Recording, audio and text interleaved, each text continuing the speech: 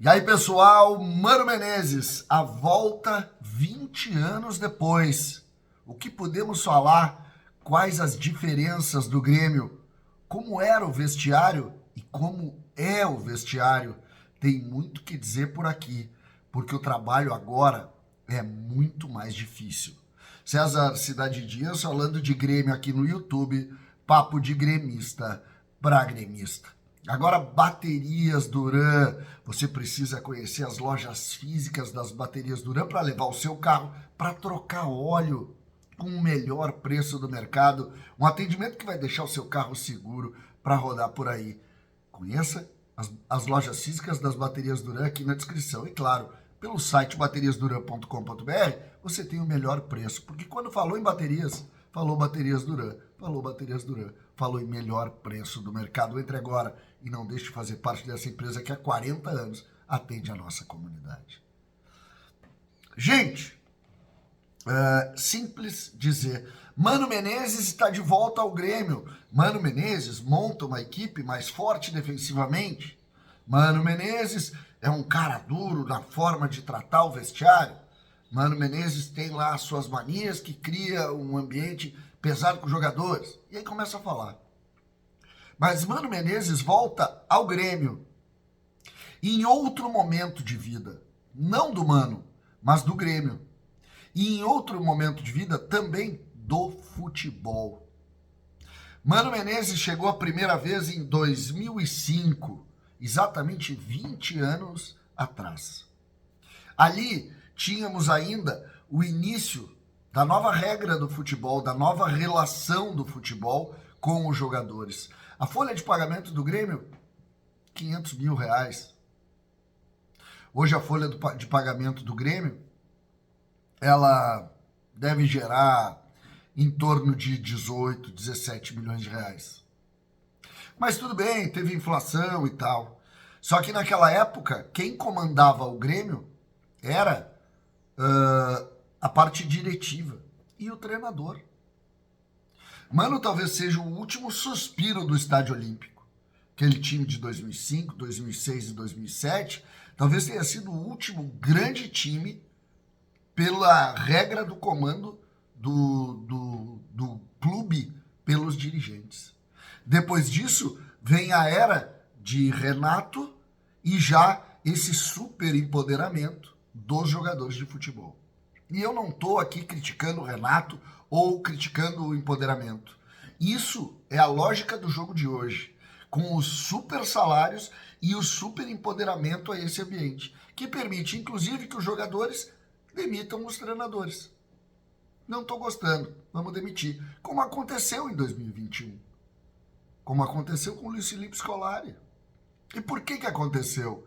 Porque tu não mexe com contratos de jogadores, porque tu simplesmente não consegue mais tocar nisso. Você já parou para pensar que jogadores como Rodrigo Eli ganham salários absurdos até o último dia, que tu não tem como tocar em Natan Pescador depois que tu assinou o contrato com ele, mesmo ele não querendo vir?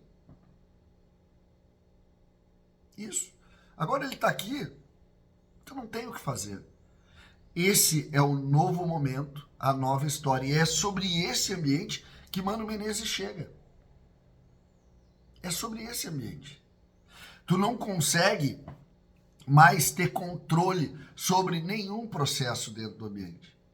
E isso faz uma diferença gigante do Mano Menezes, que chega em meio à segunda divisão, lá no ano de 2005, e esse Grêmio de hoje. E não é porque o Grêmio é bom ou ruim, melhor ou pior. É porque hoje, culturalmente, os jogadores estão muito mais poderosos do que estavam naquele processo lá. Muito mais poderosos. Incomparavelmente mais poderosos do que estavam lá. E é sobre isso, ou sobre essa ideia, que nós vamos tentar entender o retorno de Mano Menezes. Eu tenho por ideia de que aquele período, o time que lutou para ser campeão da América e perdeu para o Boca, foi um sorriso. E tenho certeza que o Estádio Olímpico, se fosse uma figura viva, estaria dizendo hoje, pô, muito obrigado pela lembrança. nós estamos sim revisitando 20 anos atrás. Nós estamos sim tentando recuperar algumas peças perdidas, tempos perdidos. Jogadores pouco comprometidos que mandam no clube e recebem fortunas absurdas ficaram comandando o processo do Grêmio.